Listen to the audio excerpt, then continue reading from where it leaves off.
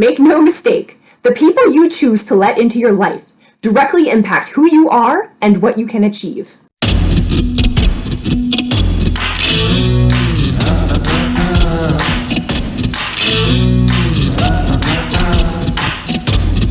SWATI Nakshatra is about our individuality and how we cultivate our individuality by the resistance that we face, and also how we create spaces to be able to learn. The symbol of Swati is the shoot of a plant blowing in the wind, and the significance of that is that the deity, Vayu, is literally the wind, and when we think about the growth and the sustaining of any kind of life, we can see the sun, we can see the earth, we can feel the rain, but we always forget about the wind because it's invisible. However, the wind plays an important role. Wind serves as resistance, and resistance is something we have to force our way through or work our way through. And so in doing that, it makes us stronger. Another key element is the basis of above and below, the basis of within and without. Spiritual growth is not necessarily evident in the outside world. It's an interior process. However, it cannot take place if we don't engage with the material world.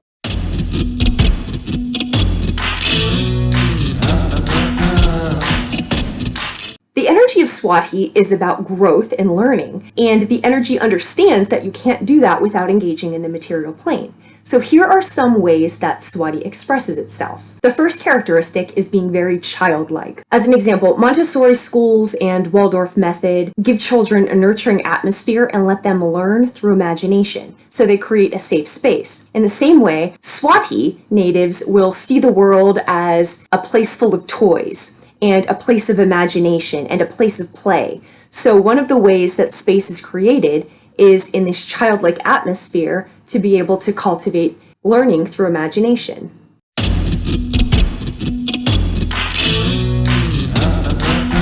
Swati natives will also engage in conversation with the same childlike wonder, where they're very inquisitive, they're asking questions. So a lot of talk show hosts have Swati. Joe Rogan, Johnny Carson, Jenny McCarthy, Whoopi Goldberg, Star Jones. And by asking questions, they fuel the ego of their guests, they amplify the excitement of the other person, and they really use warmth to create a supportive atmosphere where the other person feels really good and the other person can be individuated. The other person can feel really supported and talk about what they're really about. And this is opposite from the typical worldly aspect where we're trying to prove ourselves. Swati works in the opposite way. The joy of Swati comes from others being able to express themselves. So they have this sweet, devoted, feminine, puppy-like energy with people who hug a lot and make people happy and are just really supportive of others.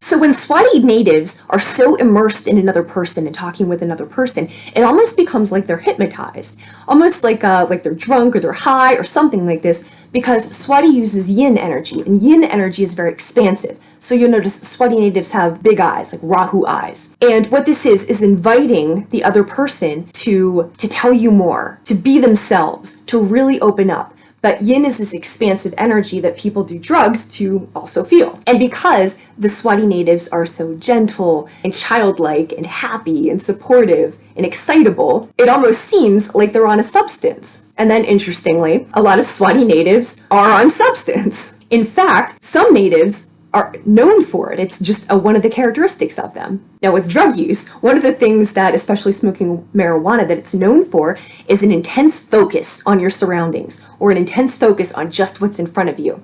And this is another characteristic of Swati.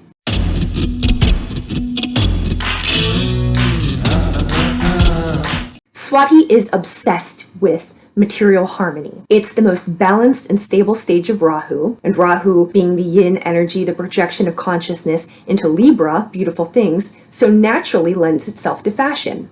Two natives I found with this nakshatra are Karl Lagerfeld, who created this world of Chanel, and you see natives of one nakshatra will often hang out with other natives of that nakshatra, as you see here. And another native is Anna Wintour, the notorious editor of Vogue. Both of them demonstrate this fierce concentration of detail. And with Anna Wintour, her leadership style, how she describes it, is you have to look straight ahead in order to achieve what you are setting out to do.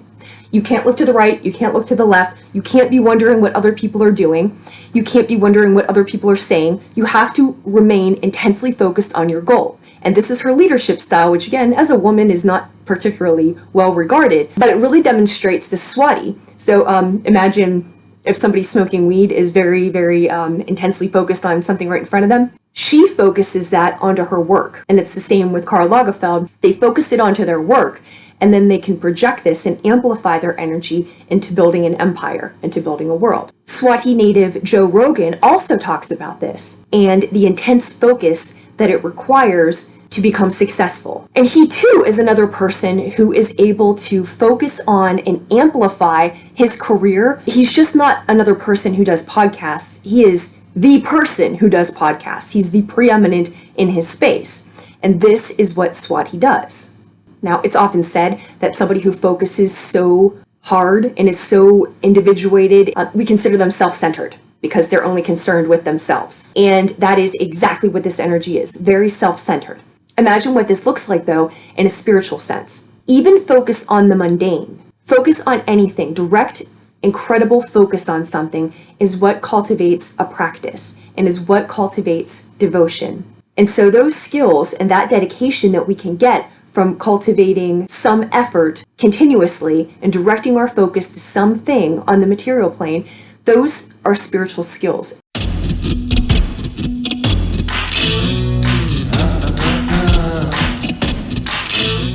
Now let's take that concept and expand on it. So we've been talking about creating spaces to be nurtured and supported, little worlds that people create for children to learn, or really supportive atmospheres, like where people feel good to be themselves and people can express themselves, but where you can learn. Expressed in a different way, this looks more like virtual reality. There's this famous scene from The Matrix where Neo is downloaded with all of these programs. And on a more advanced level, this is what SWATI allows for. SWATI is associated with lucid dreaming and with astral projection. So it's, again, the projection of consciousness to other places. And this is where we really get to see what we are about. Because how you behave in a dream, your consciousness on the earth plane and your consciousness in the dream world, it's the same consciousness. So how you act when you don't have the social restraints of the material world, this is really who you are. So you see, dreams, in a way, are a method of learning. And how you conduct yourself, it actually is your emotional state, how you react to something, what you would do, how you would handle things, how you would go about things, what you seek to learn. And what the dream world and the waking world have in common is that all of it around us is our consciousness immersed in illusion. And the lesson of SWATI is for us to know the difference and to be able to discern what we're involved in, how we are involved in it, and what around us is illusory. Because in fact, it is all illusory. And what this means in a more practical sense when it comes to conflict is, are you running your own program, or are you in the simulation of somebody else?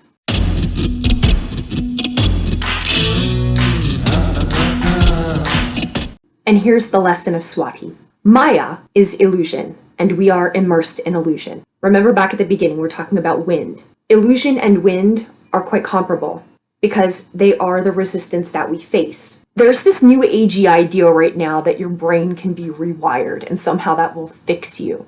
And that is so not the case. We each have a spiritual path, and on that path, we have particular lessons that are unique to us in what it is that we need to accomplish. Because if we're to do our work in the world, there are things that we as individuals need to learn. So while other people can give you general guidelines for what that might look like or how you may stay in the parameters, those parameters are up to you. You are the one who is swimming in your own sea of experiences. And the way that you learn is by amassing experiences. So it's like a video game where level 1 is rather simplistic. You learn level 1, you can easily surpass it. Level 2 takes a little bit longer. There are more things, there are more tricks, things are coming at you a little more hidden, and so on and so forth. So when we're learning through our experiences, nobody ever said this was going to be easy. In fact, the more important your work, probably the more difficult it's going to be. And the way that you achieve the different levels is by learning what goes on. Because when challenges present themselves, when resistance presents itself, when the wind comes to you, each time it comes harder. Even if you don't happen to consider yourself on a spiritual path, you'll notice the same problem will show up in your life wearing a different face. The same dynamic will show up in your workplace, in your social life. It will look different and the circumstances seem different, so you think it's different, but it's really the same thing, just disguised differently. And on a spiritual path or just in the world, what happens is that it's up to you to be able to identify what are the illusions that are really covering up, shading, think about fashion. What are the things that are adorning this problem to make it seem like it's something different? And when you come to the point where you can recognize that problem, regardless if it's been around for a while, if it develops slowly, if it comes out of left field, but no matter what clothes it's wearing, no matter what costume it's wearing, no matter what simulation it's part of, no matter how it shows up, you know what that problem is. You know the baseline of that problem, you know the baseline of that issue, and how it impedes your life. And that is the point of SWATI. One final element is that SWATI is Vayu, prana, life force. So it's the breath that connects you to your consciousness. Without any other function you could live, without breath, you cannot live, you cannot survive. So prana is not only what connects you to your brain, your thinking, your psyche, but also what connects you to the universe. In deciding how you spend your time, what simulation you are in, who's around you, SWATI wants you to see what you are breathing life into. Because by engaging with certain people, by engaging in certain activities, by engaging on a certain path instead of another one, you are creating your reality, and whoever you are around, whatever endeavor you are a part of, this is what you breathe life into.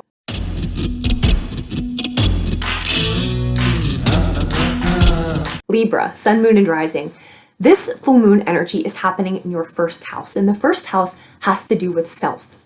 And so what the SWATI energy is asking you to do is look at what are you breathing life into in terms of how you feel about yourself and how you take care of yourself. First house is across from seventh.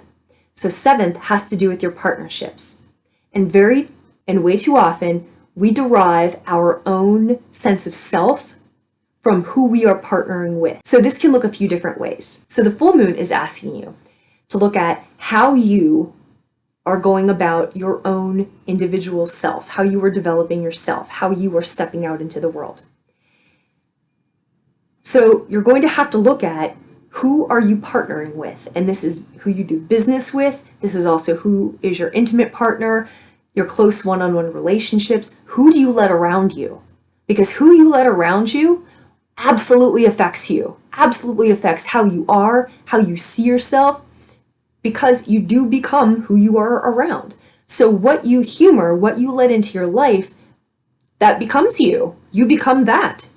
That's how that becomes your surroundings. That's how it works. So in terms of how you feel about yourself, and in terms of how you are expressing your individual self, are you doing that based on how you want to, or are you doing that based on the partnerships you're in and how you are being influenced and directed by those partnerships? So who's running the program?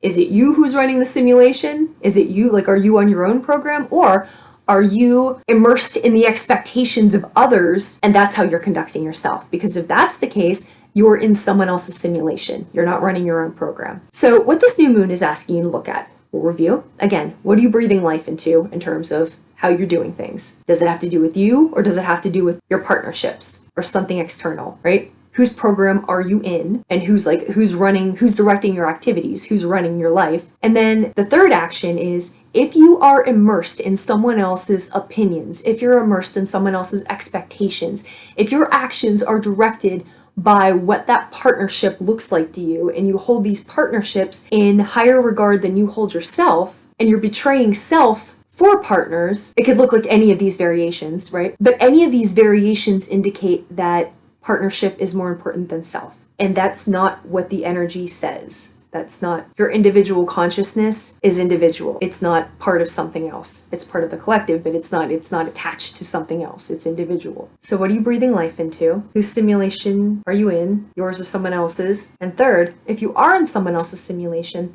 how do you separate yourself? How do you individuate yourself? How do you step out of that in order that you can step into your life and create your own reality based on your own consciousness and what's good for you.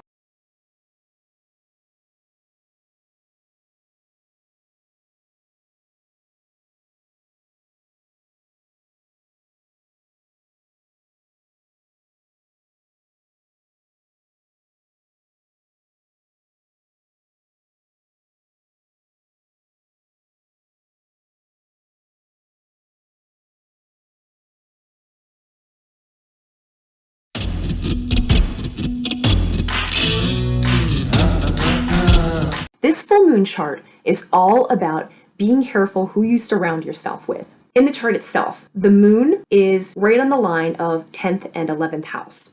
So 10th house is your career, your public reputation, how you're known in the world.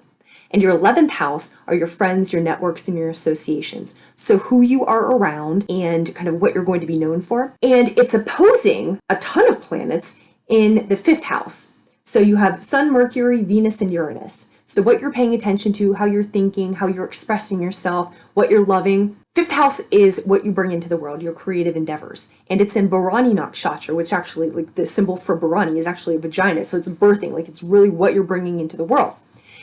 And those are all squared by Saturn.